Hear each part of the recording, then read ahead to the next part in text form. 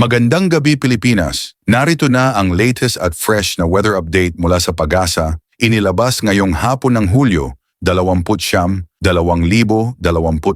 Patuloy pa rin ang pag-iral ng southwest monsoon o habagat at ito ang dahilan ng mga pag-ulan sa malaking bahagi ng Luzon. Unahin na natin ang mga lugar na apektado ng occasional rains. Ito ang Ilocos Region, Batanes, Babuyan Islands, Abra at Benguet. Dahil sa ulan, posibleng magkaroon ng baha o landslides, kaya doble ingat po lalo na sa mga low-lying areas at bundok.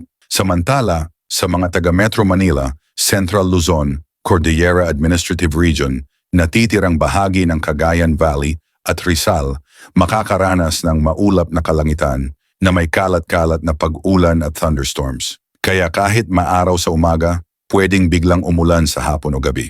Posible pa rin ang flash floods at landslides, lalo na kung malakas ang buhos ng ulan. Sa natitirang bahagi ng bansa, bahagyang maulap hanggang maulap ang kalangitan na may tsansa pa rin ng isolated thunderstorms. Yung tipong akala mo okay ang panahon, bigla ka na lang mababasa, kaya payong pa rin ang best friend.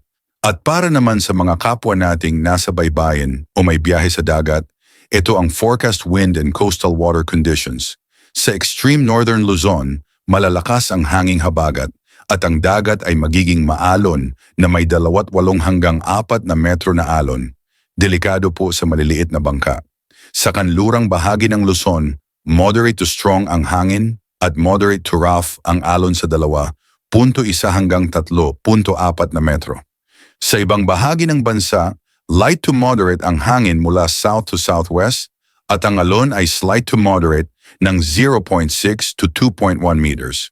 Iwasan po muna ang paglalayag sa masungit na dagat at laging tumutok sa updates ng Pag-asa para laging handa. I-like at mag-subscribe para sa susunod na update bukas ng 6:00 ng umaga dito lang sa PWD, ang ulat panahon na hindi ka iiwan, rain or shine. Ingat Pilipinas!